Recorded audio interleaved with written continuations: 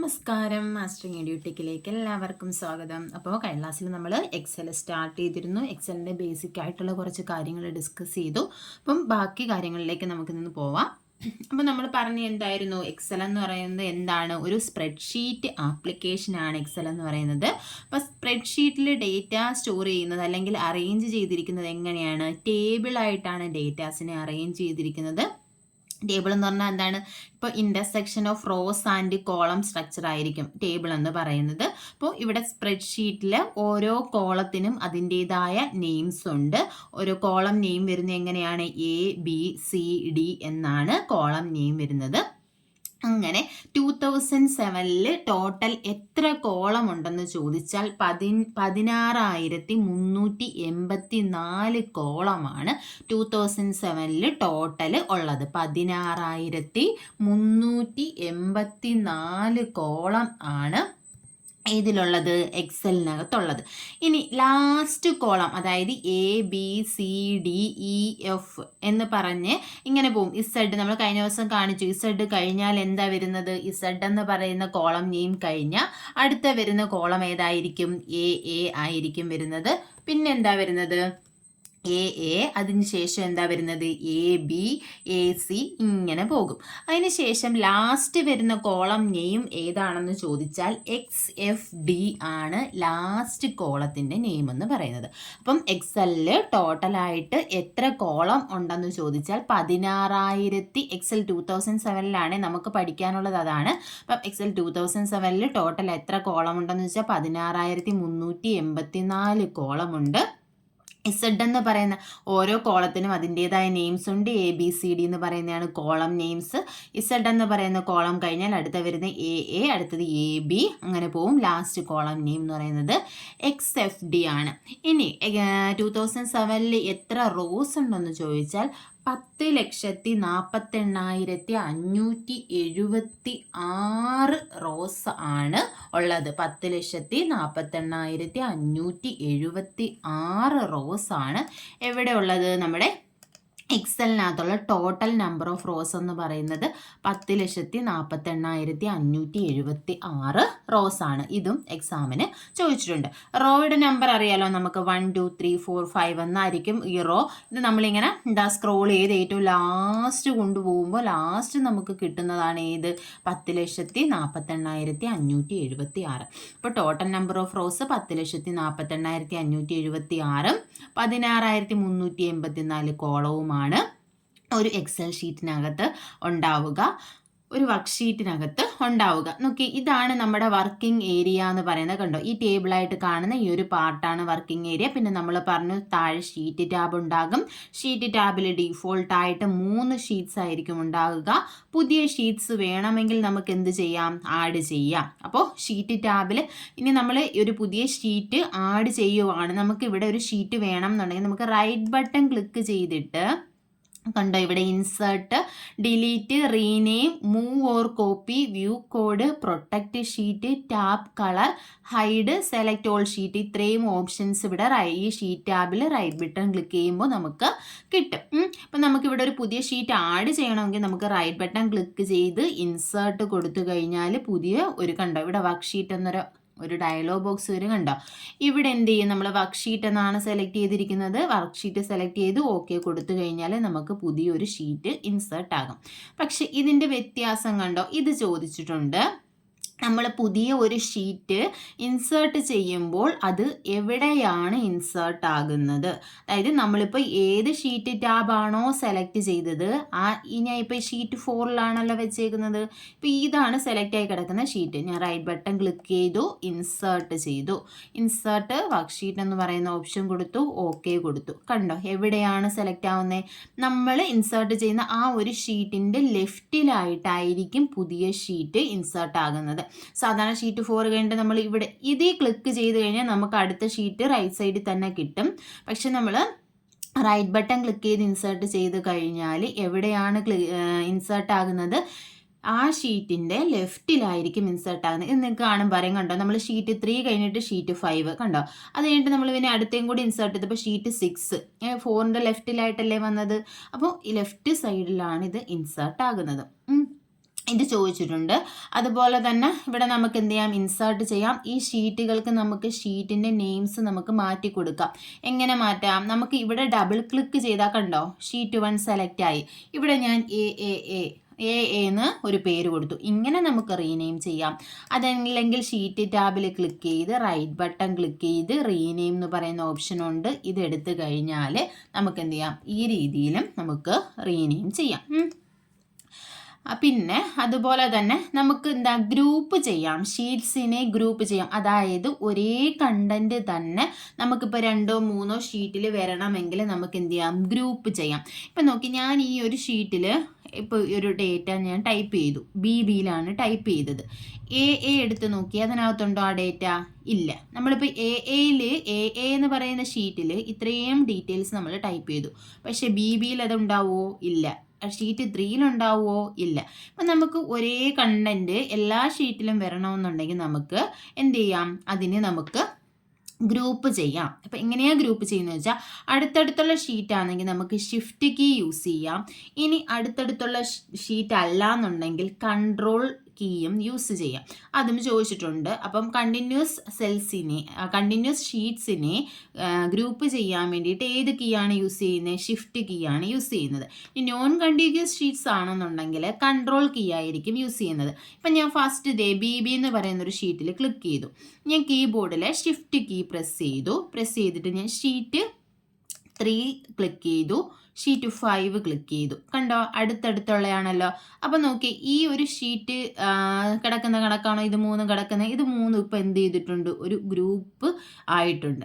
ഇനി നമുക്കൊന്ന് ചെയ്ത് നോക്കാം. ഇപ്പോൾ BB എന്ന് പറയുന്ന ഷീറ്റിലാണല്ലോ ഞാൻ നിൽക്കുന്നത്. ഇതിനകത്ത് ഞാനിപ്പോൾ ടൈപ്പ് ചെയ്യുകയാണ്. ഞാനൊരു ഡേറ്റ ടൈപ്പ് ചെയ്തു. ഞാൻ ഷീറ്റ് 3 ക്ലിക്ക് ചെയ്യുക. കണ്ടോ, ഷീറ്റ് 3 ആ ഡേറ്റ വന്നിട്ടുണ്ട്. ഷീറ്റ് 5 ക്ലിക്ക് ചെയ്തു, ഷീറ്റ് 5 ആ ഡേറ്റ വന്നിട്ടുണ്ട്. ഷീറ്റ് 6 ക്ലിക്ക് ചെയ്ത് നോക്കാം, ഉണ്ടോ? ഇല്ല. എന്താ, ഞാൻ ഗ്രൂപ്പ് ചെയ്തിട്ടില്ല. അപ്പം അടുത്തടുത്തുള്ളതാണെന്നുണ്ടെങ്കിൽ നമ്മൾ ഏത് കീ യൂസ് ചെയ്യും? ഷിഫ്റ്റ് കീ യൂസ് ചെയ്യും. ഇനി എനിക്ക് ഇടയ്ക്കിടയ്ക്കുള്ള ഷീറ്റിലാണ് വരേണ്ടത്. എനിക്ക് എയിലും ഷീറ്റ് 6 ഷീറ്റ് 7 വരണം. അപ്പം ഞാൻ എന്ത് ചെയ്യും, ആദ്യമേ എന്ന് പറയുന്ന ഷീറ്റ് ഞാൻ ക്ലിക്ക് ചെയ്തു. ഇനി ഞാൻ കൺട്രോൾ കീ പ്രസ് ചെയ്യുകയാണെങ്കിൽ കീബോർഡിൽ കൺട്രോൾ കീ പ്രസ് ചെയ്തിട്ട് ഷീറ്റ് 6 ഞാൻ ക്ലിക്ക് ചെയ്തു, ഷീറ്റ് 7 ക്ലിക്ക് ചെയ്തു.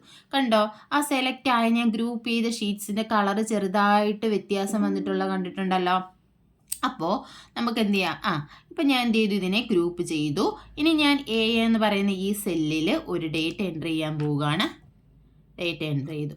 ഇനി നോക്കിയേ, BB എടുത്ത് നോക്കിയേ, ഉണ്ടോ ആ ഡേറ്റ? ഇല്ല. ഷീറ്റ് 3 ഇല്ല. ഷീറ്റ് 5 ഇല്ല. ഷീറ്റ് 6 ഉണ്ട്. കണ്ടോ, ഷീറ്റ് 4 ഇല്ല. ഷീറ്റ് 7 ഉണ്ട്. കണ്ടോ, അപ്പം നമ്മൾ എയും ഷീറ്റ് 6 ഷീറ്റ് 7 കൂടിയാണ് ഇപ്പോൾ എന്ത് ചെയ്തത്, ഗ്രൂപ്പ് ചെയ്തത്. അപ്പോൾ ഇത്രയും അറിഞ്ഞിരുന്നാൽ മതി. അത് നമുക്ക് എന്ത് ചെയ്യാം, ഒരേ ഡേറ്റ 2ലധികം ഷീറ്റിൽ വരണമെങ്കിൽ റിപ്പീറ്റ് ആയിട്ട് നമുക്ക് ടൈപ്പ് ചെയ്യേണ്ട ആവശ്യമില്ല. എന്ത് ചെയ്താൽ മതി, ഒരു ഷീറ്റിൽ ആ ഷീറ്റുകളെ ഗ്രൂപ്പ് ചെയ്ത് നമുക്ക് എൻ്റർ ചെയ്യാം. ഇപ്പോൾ ഗ്രൂപ്പ് ചെയ്യാൻ വേണ്ടി അടുത്തടുത്തുള്ള ഷീറ്റ്സ് ആണെന്നുണ്ടെങ്കിൽ ഷിഫ്റ്റ് കീ യൂസ് ചെയ്യുക. നോൺ കണ്ടിന്യൂസ് ആയിട്ടുള്ള, അതായത് അടുത്തടുത്തുള്ള അല്ല ഒന്നിടവിട്ട ഷീറ്റുകളൊക്കെ ആണെന്നുണ്ടെങ്കിൽ നമുക്ക് കൺട്രോൾ കീ യൂസ് ചെയ്യാം. പിന്നെ നമുക്ക് പറയാനുള്ളത് ഇത് ഇത്രയും നമ്മൾ പറഞ്ഞു കഴിഞ്ഞു. പിന്നെ നമ്മൾ പറഞ്ഞെന്താ, നെയിം ബോക്സിലായിരിക്കും നെയിം ഉണ്ടായിരിക്കുക. ഏതിൻ്റെ നെയിമാണ് ഉണ്ടാവുക? സെല്ലിൻ്റെ നെയിം. സെല്ലിലെ കണ്ടന്റ് ഫോർമുല ബാറിലായിരിക്കും. നമ്മൾ ഇക്വേഷൻ എഴുതി കൊടുക്കുകയാണെങ്കിൽ അതും എവിടെയാണ്? ഫോർമുല ബാറിലായിരിക്കും വരുന്നത്. ഇനി നമ്മൾ നോക്കിയേ, ഹോം ടാബിലോട്ട് പോകാം. ഇക്വേഷൻസിൻ്റെ കാര്യമൊക്കെ നമുക്ക് ഇക്വേഷൻ ഫോർമുല പഠിക്കുന്ന സമയത്ത് പറയാം. ഇനി നോക്കിയേ, ഹോം ടാബിനകത്ത് നമ്മൾ നേരത്തെ പറഞ്ഞാണ് ഏതാ, ക്ലിപ്പ് ബോർഡ് ബ്ലോക്ക്, അതിൽ cut, copy, paste, format, painter, ഇത്രയും ഓപ്ഷൻസ് ആണ്. ഇത് ഞാൻ ഡീറ്റെയിൽഡ് ആയിട്ട് പറയുന്നില്ല, വേർഡിൽ നമ്മൾ പഠിച്ചിട്ടുള്ളതാണ്. അടുത്ത ഏതാണ്? ഫോണ്ട് ഗ്രൂപ്പാണുള്ളത്. ഫോണ്ട് ഗ്രൂപ്പിനകത്ത് ഏതൊക്കെയാണുള്ളത്? ഫോണ്ട് ഉണ്ട്, ഫോണ്ട് സൈസ് ഉണ്ട്, ഗ്രോ ഫോണ്ട് ഉണ്ട്, അതുപോലെ തന്നെ ഷ്രിങ്ക് ഫോണ്ട്, അതാണ് ഇൻക്രീസ് ഫോണ്ട് സൈസും ഡിക്രീസ് ഫോണ്ട് സൈസും. പിന്നുള്ളത് ബോൾഡ്, ഇറ്റാലിക്, അണ്ടർലൈൻ. പിന്നെ ഏതാണ് വരുന്നത്? ബോർഡർ, അതായത് നമുക്ക് ബോർഡർ കൊടുക്കാം, ഈ സെൽസിന് ബോർഡർ കൊടുക്കാൻ വേണ്ടിയിട്ടുള്ളത്. പിന്നെ എന്താ വരുന്നത്, നമുക്ക് ഫിൽ കളർ ഉണ്ട്, സെല്ല് ഫില്ല് ചെയ്യാം, അതുപോലെ തന്നെ ഫോണ്ട് കളർ. ഇത്രയും ഓപ്ഷൻസ് ആണ് ഫോണ്ടിനകത്ത് വരുന്നത്. പിന്നെ ഉള്ള ഗ്രൂപ്പ് എന്ന് പറയുന്നത് അലൈൻമെന്റ് ഗ്രൂപ്പാണ്. കണ്ടോ, നമ്മൾ വീഡിൽ പഠിച്ചപ്പോൾ ഹോം ടാബിൽ ക്ലിപ്പ് ബോർഡ് ഫോണ്ട് കഴിഞ്ഞിട്ട് വന്നത് പാരഗ്രാഫ് ആയിരുന്നു. അപ്പോൾ കമ്പയർ ചെയ്ത് പഠിച്ച് നമുക്ക് പെട്ടെന്ന് പഠിക്കാം. പാരഗ്രാഫ് ഗ്രൂപ്പ് ആയിരുന്നു. പാരഗ്രാഫ് ഗ്രൂപ്പിനകത്ത് വരുന്ന ഒരു ഓപ്ഷൻ മാത്രമായിരുന്നു ഏത്, അലൈൻമെന്റ് എന്ന് പറയുന്നത്. അപ്പോൾ ഇവിടെ നോക്കി, നമുക്ക് അലൈൻമെന്റ് എന്ന് പറയുന്ന ഒരു ഗ്രൂപ്പാണുള്ളത്. ഈ അലൈൻമെന്റ് ഗ്രൂപ്പിലുള്ള ഓപ്ഷൻസ് ഏതൊക്കെയാണെന്ന് നോക്കി. ഇത് കണ്ടോ, ഇത് ടോപ്പ് അലൈൻ, അടുത്ത എന്താണ് മിഡിൽ അലൈൻ, അടുത്ത എന്താണ് ബോട്ടം അലൈൻ. അതായത് മറ്റേത് നമ്മൾ ടൈപ്പ് ചെയ്യുമ്പോൾ ലെഫ്റ്റ് റൈറ്റ് സെൻറ്റർ ജസ്റ്റിഫൈ, ഈ 3-4 അലൈൻമെൻറ്റ്സ് ആയിരുന്നു ഉണ്ടായിരുന്നത്. ഇപ്പം ഞാൻ ഈ ഒരു സെല്ല് ഞാൻ അറേഞ്ച് ചെയ്ത് കാണിക്കാം. ഞാൻ ഇങ്ങനെ എന്ത് ചെയ്തു, ഇച്ചിരി അതൊന്ന് സൈസ് വലുതാക്കി, അതിൻ്റെ ഹൈറ്റ് കൂട്ടി. ഇപ്പം നോക്കിയേ, ഇത് ഞാൻ ടോപ്പ് അലൈൻമെൻറ്റ് കൊടുക്കുകയാണ്. ഇതിപ്പോൾ ഡീഫോൾട്ടായിട്ട് കിടക്കുന്ന ഏതാണ്, ബോട്ടം അലൈൻമെൻ്റ് ആണ്, അത് ശ്രദ്ധിക്കണം. ഡീഫോൾട്ട് ആയിട്ടുള്ള അലൈൻമെന്റ് എന്ന് പറയുന്നത് ബോട്ടം അലൈൻമെന്റ് ആണ്. ഇനി ഞാൻ ഈ സെല്ലിൻ്റെ ടോപ്പ് കൊടുത്തു കഴിഞ്ഞാൽ എവിടെ പോകും, കണ്ടോ, ടോപ്പിൽ പോകും. ഇനി മിഡിൽ കൊടുത്തു കഴിഞ്ഞാൽ അതിൻ്റെ നടുക്കായിട്ട് വരും. ബോട്ടം കൊടുത്തു കഴിഞ്ഞാൽ ഇതിൻ്റെ താഴെയായിട്ട് വരും.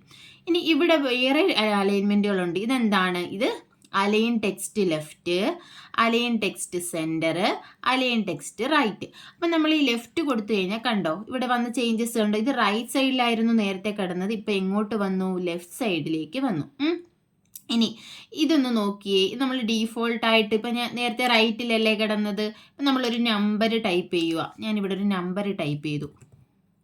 ഇത് എവിടെയാണ് വരുന്നത്, അതുപോലെ തന്നെ ഞാനൊരു ക്യാരക്ടർ ടൈപ്പ് ചെയ്തു, വെളിയിൽ വെച്ച് ക്ലിക്ക് ചെയ്തു. കണ്ടോ, ഇത് തമ്മിലുള്ള ഡിഫറൻസ് കണ്ടോ. ഇത് ഡീഫോൾട്ട് ആയിട്ടുള്ള അലൈൻമെന്റ് എന്ന് പറയുന്നത് എവിടെയാണ്, ബോട്ടം തന്നെയാണ്, പക്ഷേ റൈറ്റ് സൈഡിലാണ് വരുന്നത്. ഇനി നമ്മളൊരു ടെക്സ്റ്റ് ആണ് ടൈപ്പ് ചെയ്യുന്നതെങ്കിൽ ഡീഫോൾട്ടായിട്ട് അത് ഏത് അലൈൻമെന്റ് ആയിരിക്കും, ലെഫ്റ്റ് അലൈൻമെന്റ് ആയിരിക്കും. അതാണ് വ്യത്യാസം. നമ്പർ എന്ന് പറയുന്നത് ആ സെല്ലിൻ്റെ റൈറ്റ് അലൈൻമെന്റിന് ടൈപ്പ് ചെയ്ത് കാണിക്കുക. ഒന്നുകൂടി ഇത് നമ്പറാണ്, ഇനി ടൈപ്പ് ചെയ്തു, ഇപ്പോൾ ലെഫ്റ്റിലാണ് കിടക്കുന്നത്. നമ്മൾ വെളിയിൽ വെച്ച് ക്ലിക്ക് ചെയ്യുമ്പോൾ കണ്ടോ, ഓട്ടോമാറ്റിക്കലി അത് റൈറ്റ് സൈഡിൽ പോകും. ഇനി ഒരു ക്യാരക്ടറാണ് ടൈപ്പ് ചെയ്യുന്നതെങ്കിൽ നമ്മൾ വെളിയിൽ വെച്ച് ക്ലിക്ക് ചെയ്യുമ്പോൾ അത് ലെഫ്റ്റ് അലൈൻമെൻറ്റ് തന്നെ ആയിരിക്കും. നമ്മൾ ഇതാണല്ലോ പറഞ്ഞുകൊണ്ടിരുന്നത്. ഇതിലേതൊക്കെയാണ്, ടോപ്പ് അലൈൻമെൻ്റ് ഉണ്ട്, മിഡിലുണ്ട്, ബോട്ടം ഉണ്ട്, പിന്നെന്താ ഉള്ളത്, ലെഫ്റ്റ് അലൈൻമെൻറ്റ്. ഇതിപ്പോൾ റൈറ്റിലായി നമ്പർ കിടക്കുന്നത്, ഞാൻ ഈ ലെഫ്റ്റ് കൊടുത്തു കഴിയുമ്പോൾ ലെഫ്റ്റിൽ പോകും. ഇപ്പം എങ്ങനെയാണ് വന്നേക്കുന്നത്, ലെഫ്റ്റ് ബോട്ടം, കണ്ടോ. ഇനി നമ്മൾ സെൻറ്റർ കൊടുത്തു കഴിഞ്ഞാൽ ഇതെവിടെ വരും, സെൻറ്ററിൽ വരും. ഇതെന്താണ്, സെൻറ്റർ, ബോട്ടം സെൻറ്റർ ആണ്. ഈ റൈറ്റ് കൊടുത്തു കഴിഞ്ഞാൽ എന്താ, ബോട്ടം റൈറ്റ്. ഇനി ഞാനിവിടെ മിഡിലാണ് കൊടുക്കുന്നതെങ്കിൽ എന്ത് വരും, ഇത് മിഡിൽ എവിടെയാണ് കിടക്കുന്നത്, റൈറ്റ്. ഇനി സെൻറ്റർ കൊടുത്തു കഴിഞ്ഞാൽ മിഡിൽ സെൻറ്റർ, ഇത് കൊടുത്തു കഴിഞ്ഞാൽ മിഡിൽ ലെഫ്റ്റ്. ഇങ്ങനെ നമുക്ക് എന്താ അലൈൻമെൻറ്റ് ചേഞ്ച് ചെയ്യാം. ഇനി അതുപോലെ തന്നെ ഇതെന്താണ്, ഇത് ഓറിയന്റേഷൻ ആണ്. Rotate text to diagonal angle or vertical orientation. ഡയഗണലായിട്ടും വെർട്ടിക്കലായിട്ടും നമുക്ക് എന്ത് ചെയ്യാം, ഓറിയന്റേഷൻ ചെയ്യാം. ഈ ഓറിയന്റേഷനിൽ വരുന്ന ഓപ്ഷൻസ് ഏതൊക്കെയാണെന്ന് നോക്കി. ആംഗിൾ കൗണ്ടർ ക്ലോക്ക് വൈസ് ഉണ്ട്, ആംഗിൾ ക്ലോക്ക് വൈസ് ഉണ്ട്, വെർട്ടിക്കൽ ടെക്സ്റ്റ് ഉണ്ട്, റൊട്ടേറ്റ് ടെക്സ്റ്റ് അപ്പ് ഉണ്ട്, റൊട്ടേറ്റ് ടെക്സ്റ്റ് ഡൗൺ ഉണ്ട്, പിന്നെ ഫോർമാറ്റ് സെൽ അലൈൻമെന്റ് ഓപ്ഷനും ഉണ്ട്. അപ്പം ഇതിനകത്ത് വരുന്നുണ്ട് ഓറിയന്റേഷനിൽ വരുന്നത്, മറ്റേത് നമ്മൾ പേജ് ഓറിയന്റേഷൻ പഠിച്ചിട്ടുണ്ട്. ഏതൊക്കെയാണ്, ലാൻഡ്സ്കേപ്പ് ആൻഡ് പോർട്രേറ്റ്. ഇതിനകത്ത് സെൽ ഓറിയന്റേഷൻ ഏതൊക്കെയാണ് വരുന്നത്, angle counter clock vice, angle clock vice, vertical text, rotate text up, rotate text down. ഇത്രയുമാണ് വരുന്നത്. ഓരോന്നും കൊടുത്തു നോക്കാം. ആംഗിൾ കൗണ്ടർ ക്ലോക്ക് വൈസ് കണ്ടോ, ഇതേപോലെ വരും. അടുത്തത് ആംഗിൾ ക്ലോക്ക് വൈസ്, കണ്ടോ, നേരെ ക്ലോക്ക് വൈസ് അത് തിരിയും. അടുത്തെന്ന് പറഞ്ഞാൽ വെർട്ടിക്കൽ ടെക്സ്റ്റ്, കണ്ടോ, ഇതുപോലെ വരും, ഇങ്ങനെ വെർട്ടിക്കലായിട്ട് വരും, കണ്ടോ. ഇനി അടുത്ത എന്താണുള്ളത്, റൊട്ടേറ്റ് ടെക്സ്റ്റ് അപ്പ്. എന്ന് പറഞ്ഞാൽ കണ്ടോ, ഇതുപോലെ മുകളിലേക്ക് എന്ത് ചെയ്യും, റൊട്ടേറ്റ് ആകും. റൊട്ടേറ്റ് ടെക്സ്റ്റ് ഡൗൺ എന്ന് പറഞ്ഞാൽ നേരെ തിരിച്ച്, കണ്ടോ, ഇതുപോലെ താഴേക്ക് വരും. പിന്നെന്താണ്, റൊട്ടേറ്റ് ടെക്സ്റ്റ് അപ്പും ഡൗണും അവിടെ വരെ നമ്മൾ നോക്കി. അപ്പം ഏതൊക്കെയാണ്, angle counter clock vice, angle clock vice, vertical text, rotate text up, rotate text down. ഇത്രയുമാണ് ഓറിയന്റേഷനിൽ വരുന്നത്. പിന്നെ അടുത്തതെന്ന് പറഞ്ഞാൽ എന്താണ്, ഇൻഡന്റേഷൻ ആണ്. ഇപ്പം നമുക്ക് നേരെ ഇടാം. ഇത്